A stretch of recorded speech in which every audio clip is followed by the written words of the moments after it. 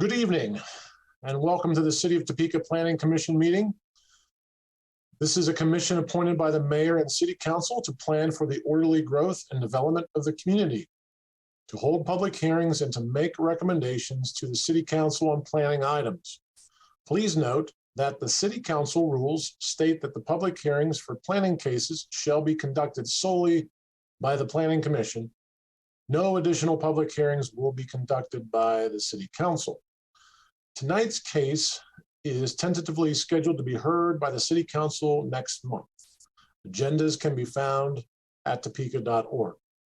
For cases that require public hearings, the procedures will be as follows. First, the Planning Department staff will summarize the case. Next, we will hear from the applicant or their representative. Then we will receive public testimony. Public comments should be addressed solely to the chair and are limited to 4 minutes. Chris, can you please take the roll? Okay, Mr. Dean. Aye. Okay, and don't forget y'all are muted. So let's see. Mr. Dean is present. Mr. Freed is absent this evening. Ms. Herron. Here. Mr. Kanar. I think I saw him on there. Here. Mr. Kelp. Here. Ms. Messina. Here. Ms. Pearson. Here. Mr. Tabobin. Here. And Mr. Warner. Here. We have 8 present for a quorum. Okay, great. Thank you, Chris. As you may have noticed, we usually have the Planning Commission chair read that opening. I had to do it tonight because we need to elect a chair to take the place of Commissioner Freed, who is absent tonight. Because Commissioner Freed was elevated from the vice chair to chair the meeting, we have not had a chance to elect a vice chair with the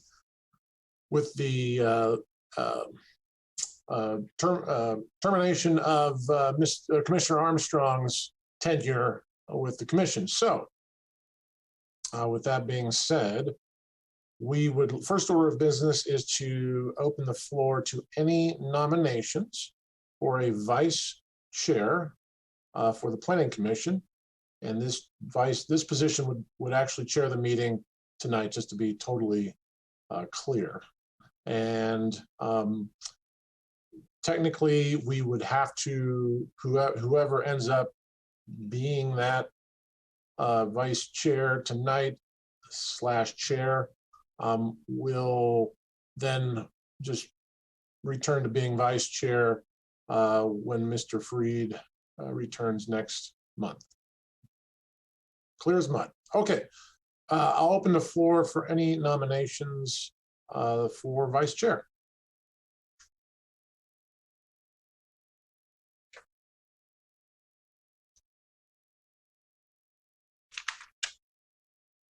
I would nominate Commissioner Dean. Commissioner Dean has been nominated. Anybody else?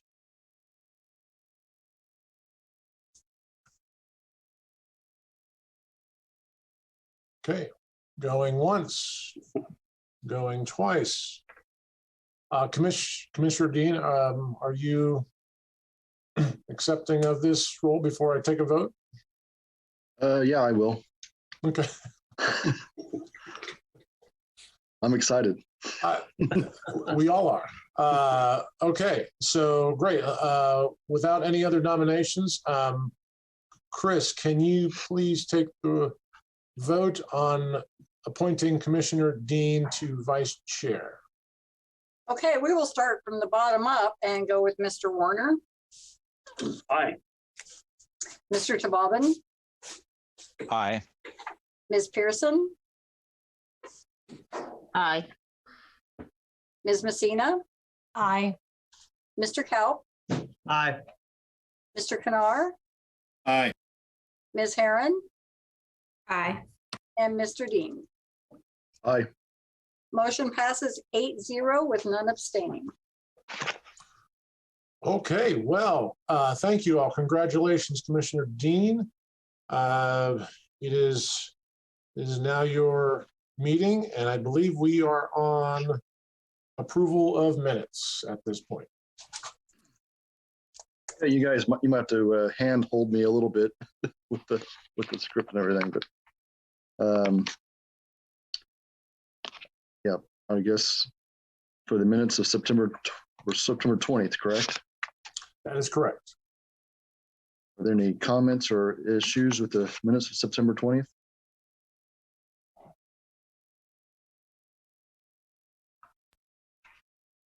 I would make a motion to approve the minutes as they stand. Second. Thank you. Any comments? You take the roll, please, Chris. Mr. Dean, Aye. Ms. Herron, Aye. Mr. Kennard, Aye. Mr. Kaup, Aye. Ms. Messina, Aye.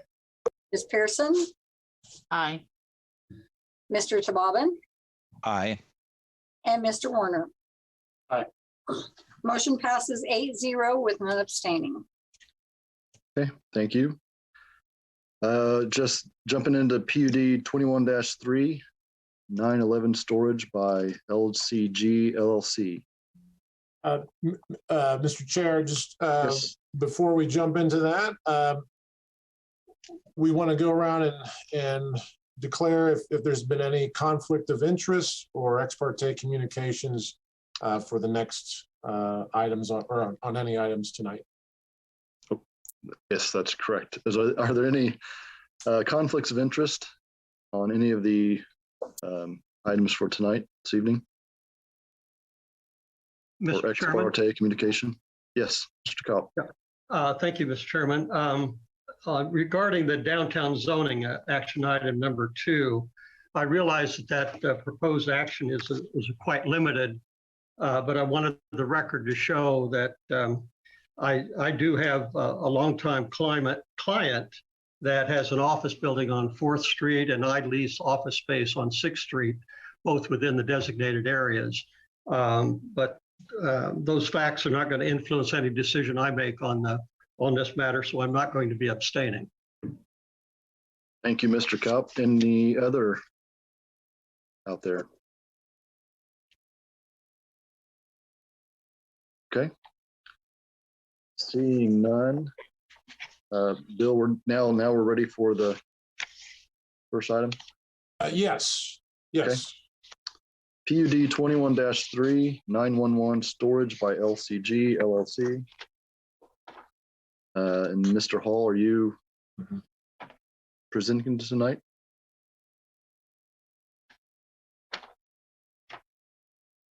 He is. Okay, There we go. Can you hear me now? we can hear you. Okay.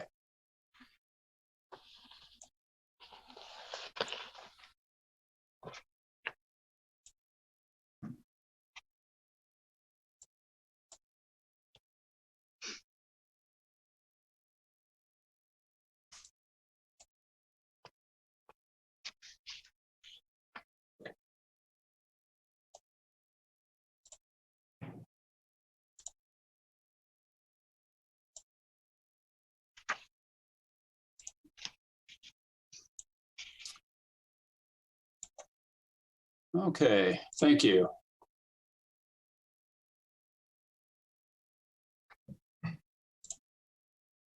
Okay.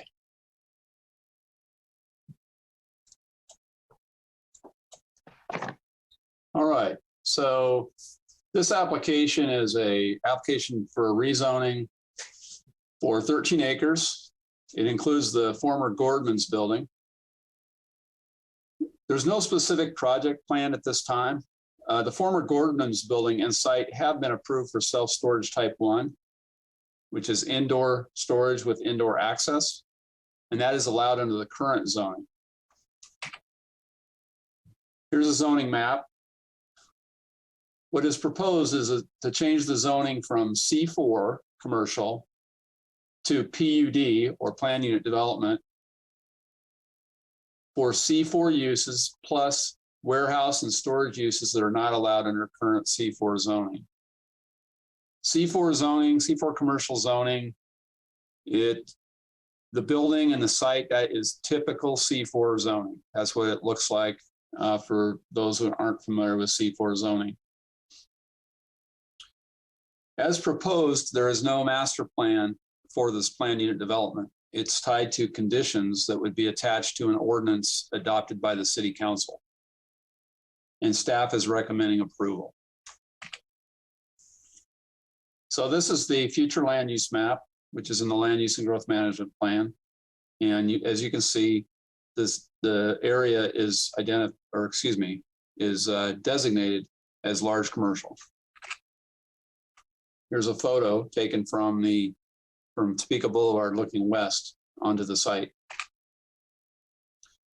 Again, there is no master plan. So I've created this exhibit to just give you a better idea of how this works. So as you can see, the site's pretty large. The 90,000 square foot existing building is on the west end of the site. As proposed in the PUD zoning, the existing building could be used as warehouse and storage as it's defined in the zoning code. There's also potential for a building addition up to 32,000 square feet. What's potentially envisioned is an addition on the south side of the building, but I suppose it could be added to other parts of the building. As you can see, there's a large stormwater detention and retention area on the north side of the site. And there's a lot of slope going, when you go to the west, the land slopes up. So the former Gordman's building sits below sort of the new duplexes that have been built along Clare Avenue to the west. There is some area on the site where it's fairly likely that there could be additional retail uses or a restaurant, but actually the zoning would allow, currently and as proposed, the zoning would allow C4 uses on the site as long as it meets parking standards, building setback standards, and landscape standards. The former Gordman's building is 90,000 square feet, so it is too large for many retail commercial tenants. With the growth of e-commerce and the decline of large brick and mortar stores, there are few potential retail tenants for the former Gordman's building. The proposed rezoning will allow owner to use or remodel the building for a storage or warehouse use other than allowed under the current C4 zoning. In addition to the Gordman's building, the property has ample space for one or more additional retail buildings, as I showed you earlier. A site development plan and its landscape plan will be required for any additional buildings or for substantial additions.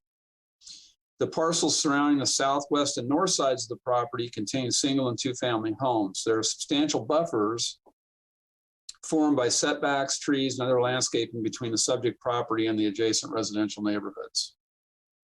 The conditions and requirements of the proposed rezoning include restrictions on heavy truck parking and access, and landscaping requirements tied to physical changes to the building.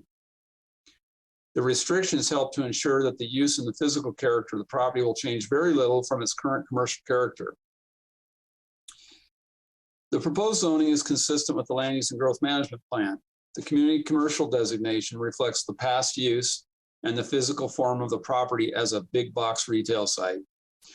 Under the plan's designation, the lower intensity industrial zoning uses may be appropriate with within community commercial areas whose existing character reflects a heavy commercial industrial mixed land use arrangement. The plan also encourages reuse and redevelopment to support growth in areas where the city has already invested, allowing flexibility for use of the former Gordman site. Then it supports these goals of the land use and growth management plan. The applicant conducted a neighborhood information meeting on October 26th, remotely via Zoom. The applicant, his representative, and I attended that meeting. No others attended. We have received one call that I'm aware of someone who asked a question. They had an inquiry about this, but we have not received any expression of concerns or opposition. Although the notice was sent to all property owners within 500 feet of the site, the notice of the neighborhood information meeting. And then we send a 200-foot radius notice as a notice of this public hearing, which is required by law. Though those are all my comments. I'll be happy to take any questions you have. Thank you. Thank you, Mr. Hall. Are there any questions from the commissioners? Mr. Chairman, Mr. Cobb? Mike, I understand that what would happen here if this is approved is that there could be storage warehousing that is allowed in the I-1 light industrial district. Is that correct? That is correct. Can you tell us what that encompasses? And obviously, I'm interested in knowing whether there's any kind of flammable, explosive material, toxic materials, anything of that nature. I looked at the development code today and I really couldn't ascertain what was allowed in I-1 and what's not in the context of warehousing, storage. Commissioner Kaup, the storage category, the warehouse category is very broadly defined in the code. It doesn't prohibit storage of flammable materials as far as I know. We have building codes and fire codes that address those issues. I suppose if someone was going to store, well, I think even if they stored agricultural products on the site, I think that's permitted. Not likely to happen here, but it's not. Bill might have some insight into this, but to my understanding, the warehouse storage definition and that category doesn't really restrict that or prohibit that. Right. What I saw in the development code just says goods and materials. Yes. So I would be concerned if there's storage of fertilizer, fireworks, gas, petroleum products, anything of that nature with the close proximity to houses at that location. Noted. Thank you.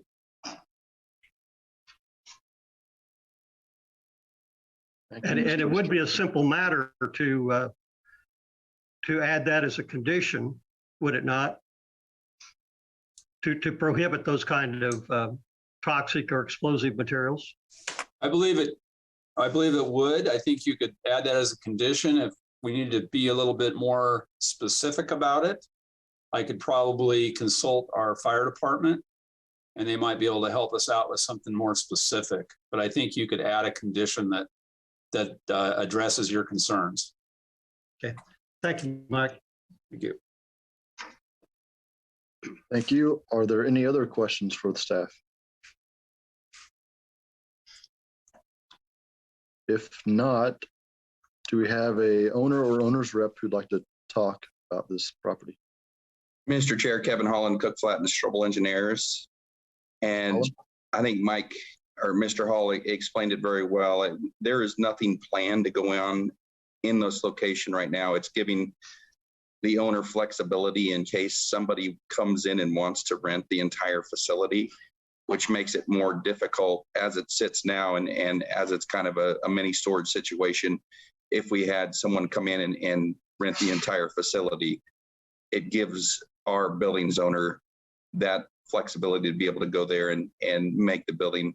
They're trying to make that entire site pretty as it's sat a little blighted over the last decade. And so they're trying to do everything they can to clean that area up. Thank you, Mr. Holland. Commissioners, do you have any questions for the owner's representative? Mr. Chairman, Mr. Cobb? thank you. Kevin, you heard my question earlier about any kind of, would you have any objection or your client have any objection to that kind of restriction? I would have to reach out to our client. I know, Henry, can you, I will reach out and see. We can probably limit to some degree the amount of storage facility. You don't want to make a huge ag product. And as Michael Hall said, this spot in the middle of town doesn't really function very well from that side, but I understand fireworks or anything else and creating a situation, but we can definitely look into it and move forward. I would appreciate that, Kevin, and I would we all understand that if this is approved without a condition limiting the type of materials that can be stored, your client may not have any intention to put anything like that onto the property, but it runs with the land. And if we were to turn around next year or 5 years from now and sell the property, somebody else could do that without any approval from the city. Indeed. Kevin? Yes, sir. And Henry McClare is one of the owner's reps as well. He's on the line. He can answer that directly. I've got no problem with the comment from Jim. I mean, that's fine. No fertilizer, fireworks. So Commissioner Kaups, we don't have an issue with it if you want to make that condition in the report or in your motion, I would say. Okay, if there is a motion, and obviously I'm just speaking for myself, but it'd probably be a conceptual motion for the staff to draft language that would take the most dangerous categories of materials and exclude them from the scope of the PUD. Indeed, and I hate to speak for the fire chief, but I would almost bet he has some language that can specifically address this concern. I'm sure he does. Thank you, Kevin. Are there any other questions for the owner's representatives?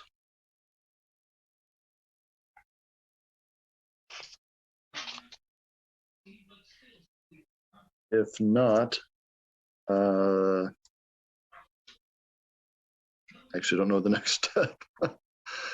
Yeah, Mr. Chair, yes. Sorry. Yeah, just ask for, see if there's any public that would like to speak on this item, and we'll start there. Perfect. Thank you. Are there any members of the public who'd like to speak on this particular item?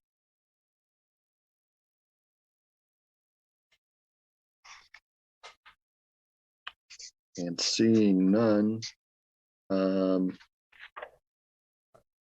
would just open it up to any discussion by commissioners at this point, or any questions before there is a motion made. Sorry to interrupt, Mr. Chair. Do we actually have to open a public hearing and close a public hearing? Yes, why don't you do that? We've opened the public hearing. If there is no one who wants to comment, then the chair should indicate and the minutes should reflect that the public hearing is closed. Thank you, Counselor. And thank you both. If there are no public comment, we will hereby close the public meeting portion of the. Now, are there any questions or comments from the commissioners?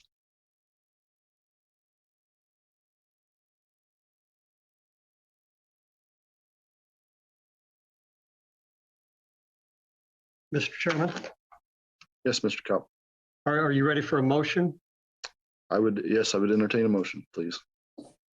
Mr. Chairman, I would offer the motion for approval of the rezoning from C4 to PUD and allowing the I-1 storage and warehousing uses running along with the PUD, but with the condition, adding a condition to authorize or to request that planning staff work with the Topeka Fire Chief to draft language that would exclude the storage or warehousing of materials that are inappropriate for a structure that has such a close proximity to residential properties. That's a conceptual motion, but as Mr. Holland mentioned, there should be language readily available to identify the categories of explosive and dangerous materials. Thank you, Mr. Cobb. Is there a second to his motion? I second it. This is Commissioner Pearson, I second. Mr. Kanar? I just had a question for Ms. Feeney to confirm that she's all right with the form of that motion. Yeah, let me clarify though, Commissioner Kalp, do you want this language to come back to the commission for approval? No, Mary, no, it's not necessary. I think we have professionals on staff that can come up with the language. I think it's pretty, there's pretty common language out there that would cover my concerns, the concerns of the motion.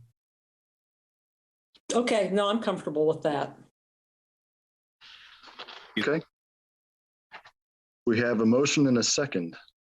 Is there any discussion on this item, on the motion? And seeing none, Chris, would you like to take a vote? Okay, Please. we'll start from the bottom up. Mr. Warner, Aye. Mr. Tababin, Aye. Ms. Pearson, Aye. Ms. Messina, Aye. Mr. Kalp, Aye. Mr. Kanar, Aye. Ms. Herron, Aye. and Mr. Dean. Aye. Motion passes 8-0 with none abstaining. Awesome. Thank you. I believe next on the list of the request to initiate the downtown zoning cases and associated text amendments. Dan, is this your presentation? Yes, it is, Mr. Chairman. Share my screen real quick.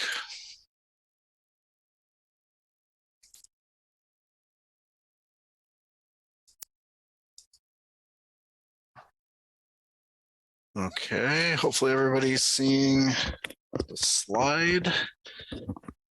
All right, so what we're talking about tonight in this presentation and with this item is a request to initiate de-district zoning and text amendments. So included with this request for initiation is the proposed rezoning of certain downtown properties and also associated text amendments. It's important to note that this isn't the public hearing for these items. There's nothing being approved in relation to these items tonight other than a possible initiation. So if initiated, the public hearings will then be scheduled, and that is when those items will be up for approval. So what I'm going to talk about first is the zoning portion of this project. So a quick little bit of background on the D zoning. So the D mixed use zoning districts were created in 2006. They were only partially implemented in 2017 when we replaced the old C5 district with D1. There have been a few rezonings to D3 in the last few years also. And then most recently, we've updated the downtown master plan, and that was completed earlier this year. So some of you will remember that we went through this process and were before this body for approval earlier this year with the downtown master plan. And really what we're trying to do with that plan is to answer where downtown goes next. So we decided to create some complementary districts within downtown. So districts that have their own thing going on and not really competing with other districts. And then reinforcing Kansas Avenue as our #1 focal point that really ties downtown together. So one of the implementation steps from the plan is to rezone certain properties to the D districts. So what are the D districts? So D1 is a mixed-use district meant to facilitate a compatible mixed-use activity center within the core of downtown. D2 is a mixed-use district meant for new residential neighborhoods. And then D3 is downtown's industrial mixed-use district.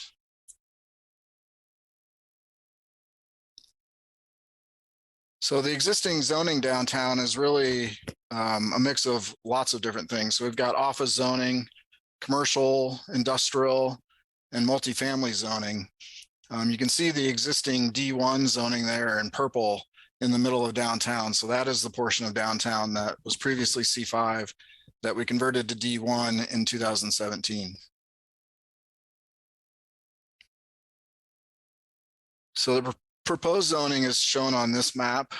So we've overlaid outlines of the proposed zoning districts over the existing zoning. So the blue outline is D1, and then the green is D2, and the orange is D3. So really what we're trying to do with D1 is, emphasize Kansas Avenue as D1 and taking that D1 all the way to Topeka Boulevard.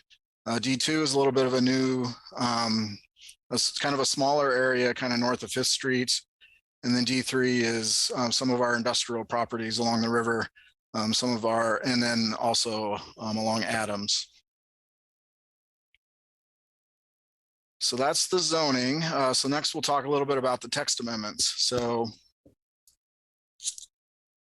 when we were looking at the properties to possibly rezone, we decided we should take a good hard look at the use matrix. So the land use matrix in our zoning code has all the land uses that are permitted and where they are permitted in either the residential, commercial, or industrial districts. So we thought it was really important to evaluate those D districts to make sure we're reflecting an appropriate mixed use character. So this is a snapshot of some of the uses that were added to the D districts. Obviously not all of the uses. When we bring back the text amendments to a public hearing, you'll be able to see all the changes that we're making to the matrix. So just going through these quickly, warehousing, storage, and distribution has been added as a permitted use to D3, and also manufacturing processing type 2. So again, looking at that mixed use district to make sure it reflected an industrial character, it was important to add these uses. Office was added to D2. So this, again, we're talking about mixed use districts, and even though D2 is meant for kind of residential neighborhoods, office is an important component of mixing uses. So we're adding that use to D2. And then also indoor recreation type 1, which is essentially fitness clubs. We're adding that use to D2 as well.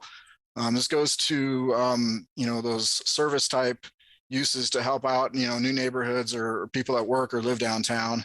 And then adding daycare to D1, again, along the lines of indoor recreation, again, servicing the daily needs of folks that live or work downtown, made sense to add daycare to D1.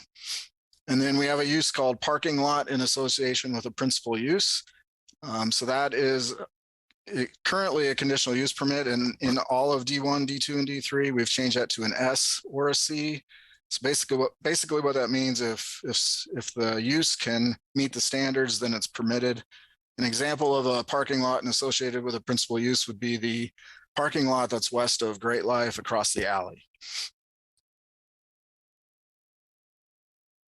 We're also making a couple changes to the specific use standards. The first one there is to require screening if the outside storage yards are adjacent to residential or mixed use zoning districts. This really only applies to new uses. And then the warehouse, storage, and distribution, these are new standards that we are creating. So this is really for D3. So in order to do this use without a conditional use permit, the use is permitted in existing buildings, All the items have to be stored inside the building and only one large common dock or garage door facing the public street. We currently have non-residential design standards for new construction or significant alterations citywide. So any of those zoning districts downtown that are non-residential have to comply with design standards today. What we did with the downtown master plan was updated the downtown Topeka urban design standards within the master plan, and that will apply to all D districts. Those urban design standards will be adopted by reference into the zoning code. So the process for this rezoning and text amendments is we had a series of neighborhood information meetings where we notified all the property owners that are possibly impacted by the zoning. We also noticed all property owners for this meeting tonight with asking the Planning Commission to initiate these amendments. And then if initiated, there will be public hearings at the Planning Commission and notice to property owners for those meetings as well. Ultimately, it's the governing body that has the approval for these items. So once initiated, our plan is to bring only one of the D district rezoning cases to the Planning Commission for a public hearing at a time. So we'll start with D1 and the text amendments, and then bring D2 after D1 is approved, and D3 will follow. We really think uncoupling these items will help make it more clear what's being discussed each time. So staff's recommendation is to initiate the rezoning of properties and text amendments in alignment with the downtown master plan. And with that, I'll be happy to answer any questions. Thank you, Mr. Warner. Commissioners, are there any questions with his presentation?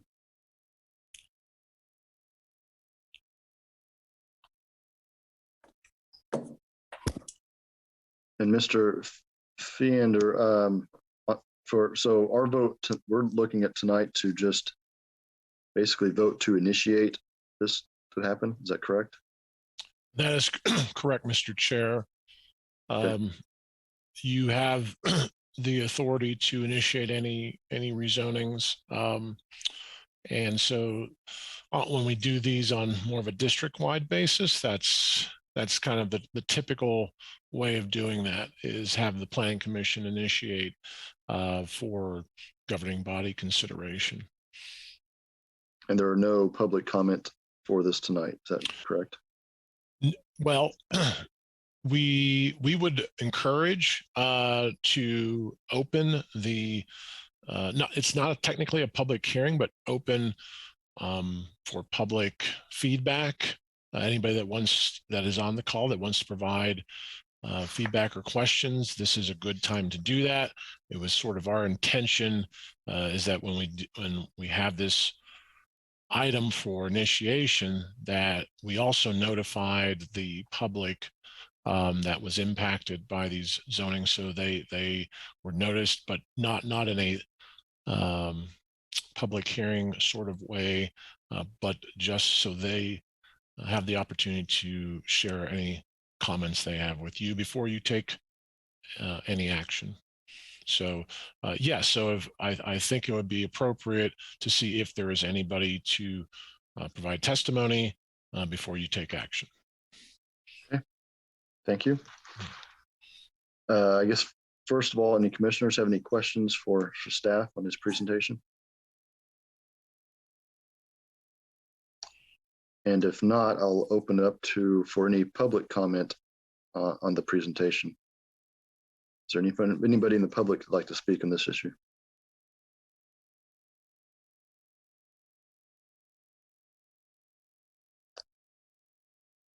And I don't see anybody unmuting, so back to the commissioners. Looks like we're looking for a recommendation and a second for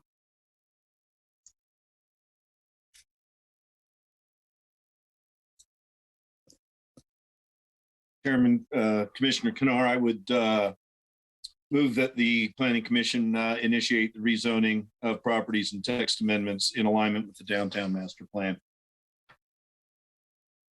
Thank you, Mr. Kanar. I would second that. Thank you, Mr. Warner. It's been recommended and seconded. Are there any comments or questions? And if not, I believe we can take a vote. Ms. Wagers? Okay, Mr. Dean, Aye. Ms. Herron, Aye. Mr. Kanar, Aye. Mr. Kalb, Aye. Ms. Messina, Aye. Ms. Pearson, Aye. Mr. Tobin, Aye. and Mr. Warner. Aye. Motion passes 8-0. Thank you.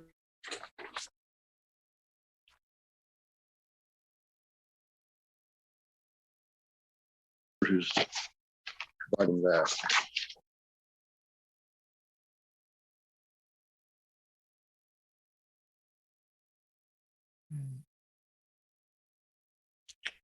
Mr. Chair, if you are ready, I can present on item F. Please do so. Okay.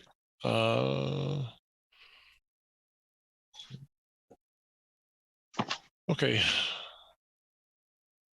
Hopefully you are seeing the main slide and not this note slide. If that's the case, I wanted to share this development and growth management report that we present to the council, city council, on a quarterly basis. We had not been doing that. We usually come forth with a quarterly. Wrong screen.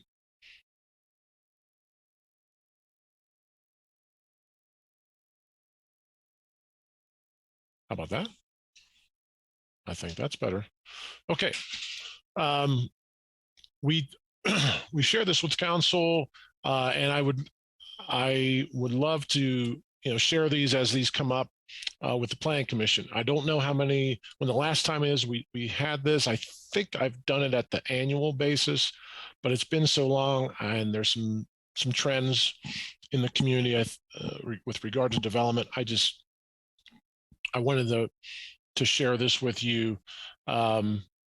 This is purely informational. I think it will help you in your overall view and perspective when items come before you for action. So the first slide on here indicates that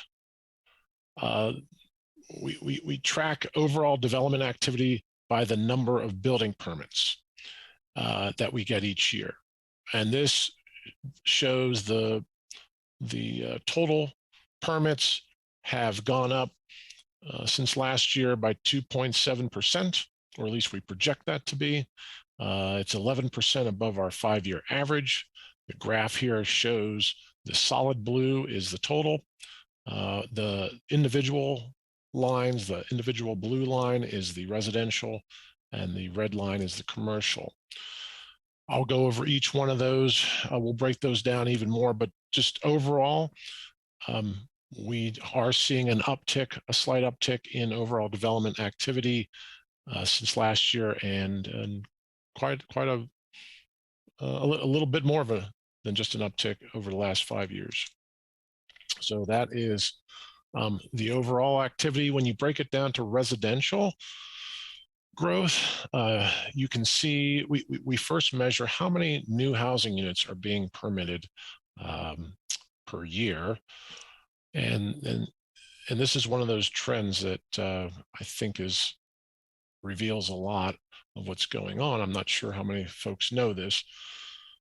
In this year, we are averaging, or not averaging, I should say, we are already at 371 units year to date permitted. Last year, we were at 293. So we're already 27% increase over last year. And then when you look at our 5-year average, we were averaging, although that says 152, we had a spike one year. We really are averaging about 110 to 120 units a year. When you look at that red line on the graph, you can really see that that spike over the last 2 years. So we have more or less tripled our unit count this year, and we are not done yet. So these are counts through the month of September.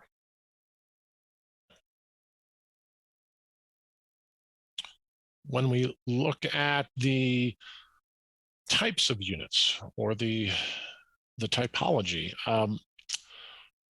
the housing study that was recently completed for the city really made a point to prioritize more diversification in our housing stock for many reasons, but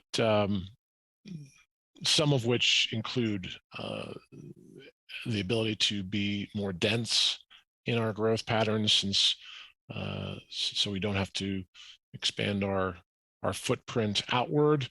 The ability to accommodate some demographic changes. We know, for instance, boomers are trending out of their single family homes. So what type of units are there for that? Also, millennials and Gen Zers are slow to enter into the single family homeowner market, or slower than other generations. So, and they do look for different attached products, if you will. So accommodating housing choices and our growth management policies, we really want to see kind of what we're seeing here. In the last decade before, if you look at the bar on the left, that blue is these non-single family units. The green is the single family units. And you can see 6 out of 10 units, and this is in the city, were single family detached units. That stands in stark contrast to many other cities who were seeing quite the opposite. More attached products and less detached. Starting last year in 2020, this middle bar, we really began to see that pattern almost completely reverse itself. Last year, we saw 2/3 of the units now were non-single family units. This year in 2021, we are almost, we're up to 78%. Over 3/4 of the units are non-single family units. So we really have flipped the script the last 2 years on the typology in our housing unit production. And that is a very good sign. That is a very good sign to grow, particularly to grow in place where our services already are. And so we don't have to expand our infrastructure, but and accommodating those demographics, as I mentioned. Okay. We also look at where those units are being located, those new units. Over the course of the last decade, the city was anywhere between 45 to 50% of all units in the county. The last 2 years, we are, last year was 72%. This year, this shows almost 80% of all new units are occurring in the city. Again, we are tracking that as part of our land use and growth management policies to show that we want to direct more development and certainly urban housing types into the existing city limits. That is the growth management plan's top priority. And so by this measure, that is definitely happening.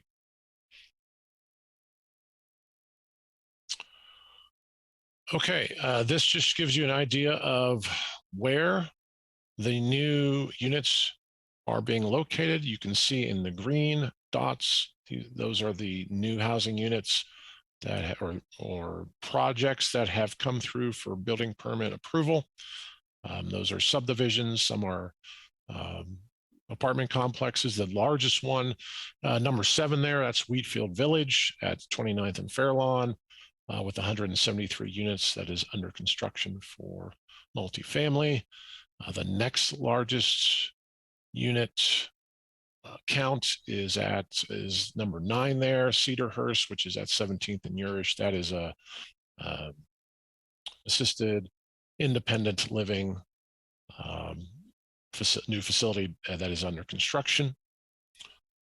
And then in terms of the new subdivisions, you've probably seen some of these if you've been on the commission long enough. We've had 3 fairly significant subdivisions approved, final platted, major plats, and those are in yellow or orange.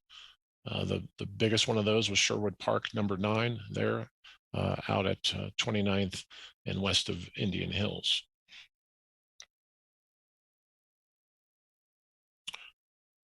This chart shows the pipeline. Basically, now that you saw how many units are being constructed, we also need to understand, do we have platted lots in the pipeline for single and 2 family development to support our projected growth? At the end of the 3rd quarter, if you look at the left side there, we measure what we call the BPVL, the buildable prime vacant lots. And those are single and 2 family lots platted since 1970, but mostly within the last 30 to 40 years.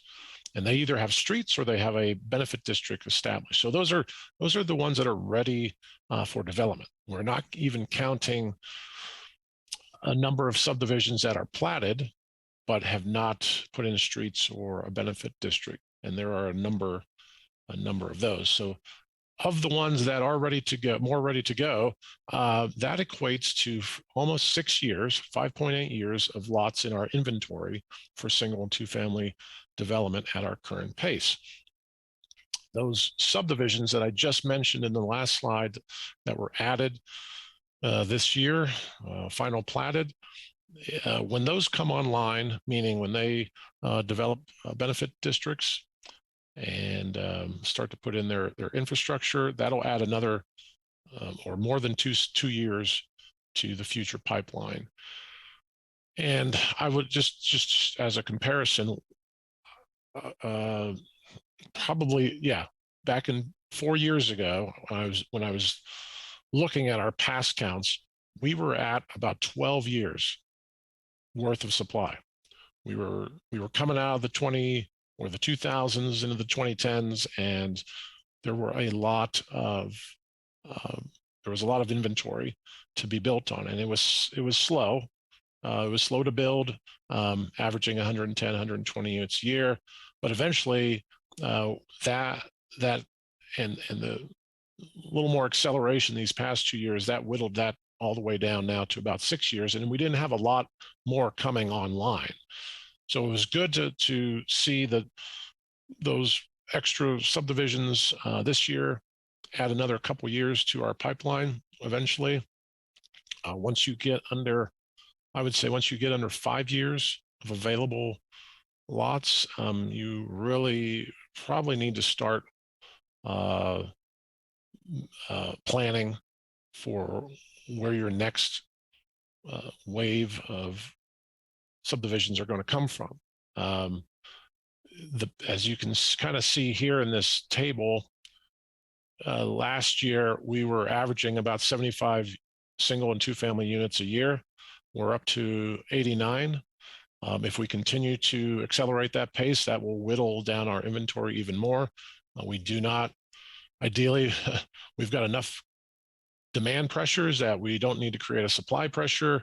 And so you really want to have a healthy, 4 or 5 years at the minimum of lots out there in your pipeline.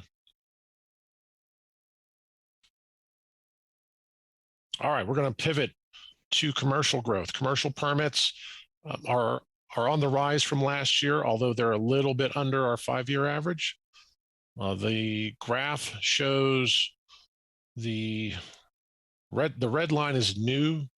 I'm sorry, the red line is the addition and alterations. We have a lot more of those coming through. A little bit project, and this again, the figures on the left show a projection to the end of the year. The graph on the right shows currently where we're at. So we do project overall commercial permits to be above where they were last year. We saw a bit of a dip during the COVID year last year.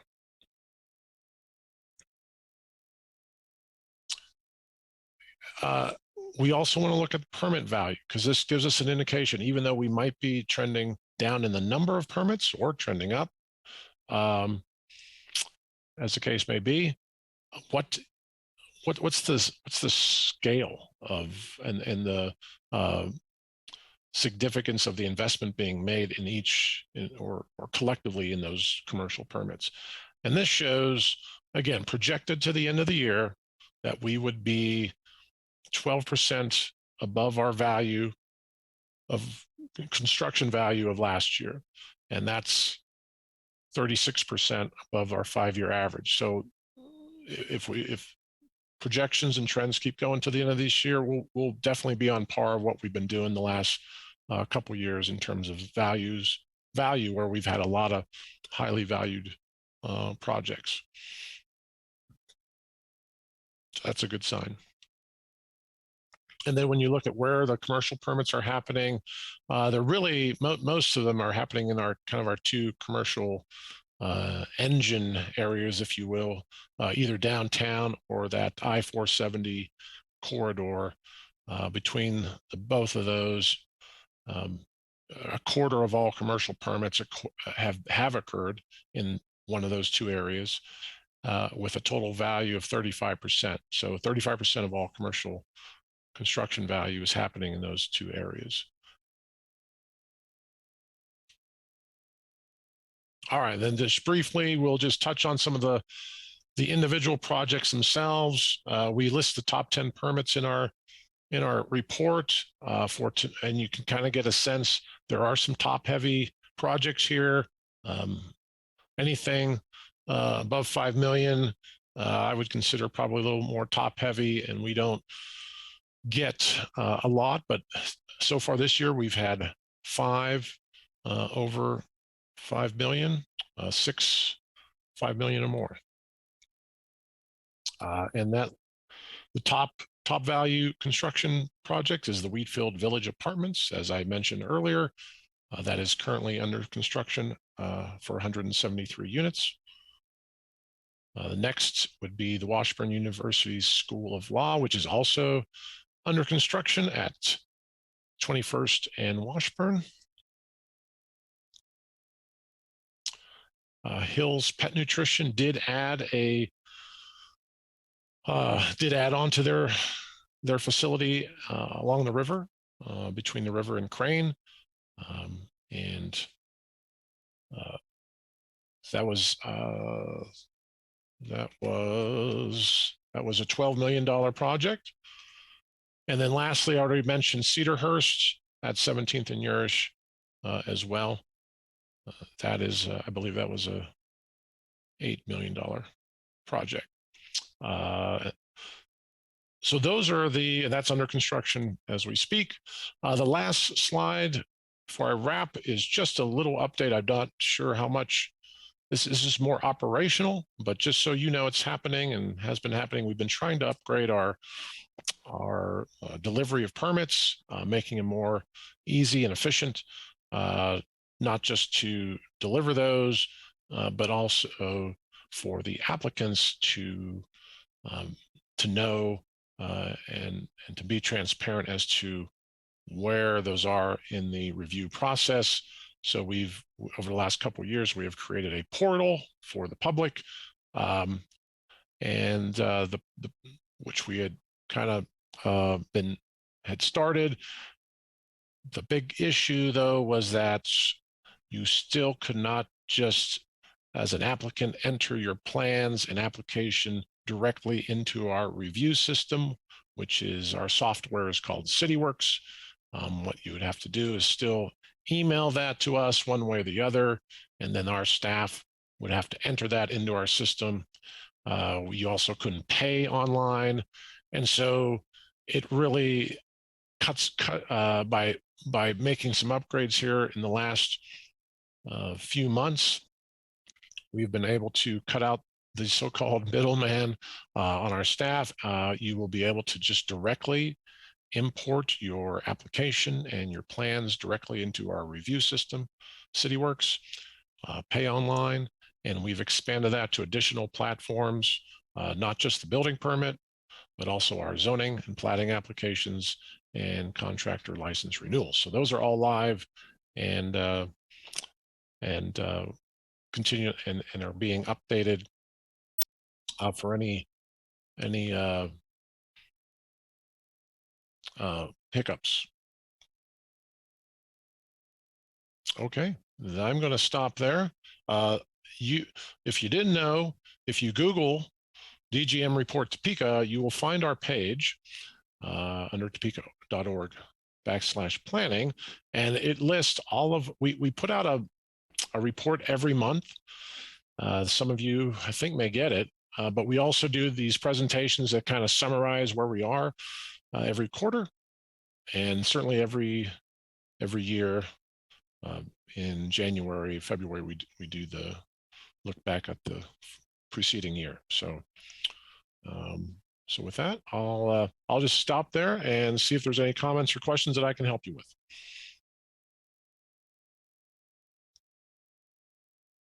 Thank you, Mr. Fander. Is there any commissioners have any questions for Bill?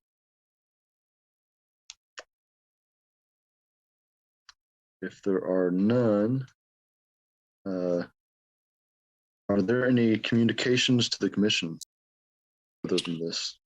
Mr. Chair, my only communication is to welcome 2 new commissioners. I believe this is their first meeting.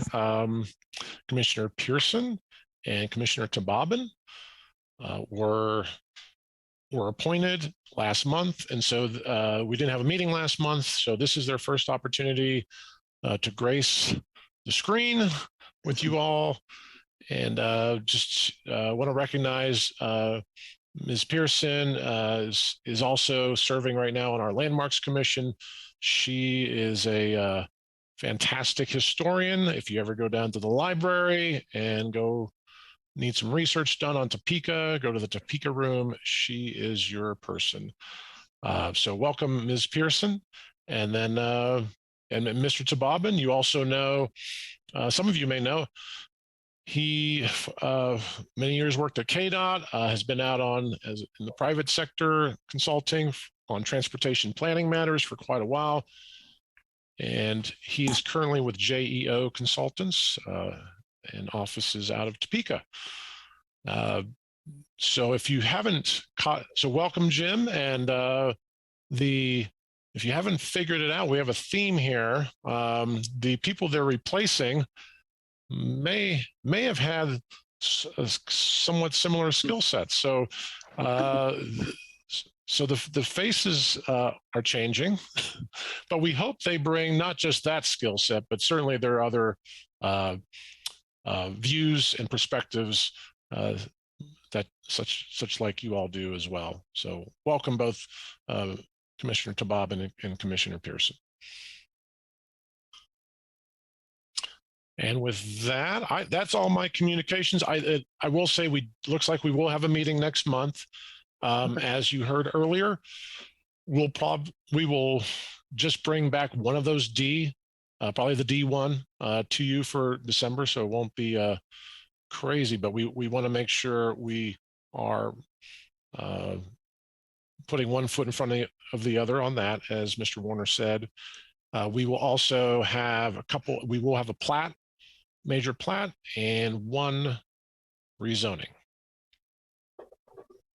So that's Good deal. preview. Mhm. That's all I have. Thank you, Mr. Fiender. With that, I guess, are there any other comments, questions from the commissioners, or you can entertain a motion to be done? Adjourn. Adjourn. Mr. Chair, Yes. just curious, did we complete item B on the agenda?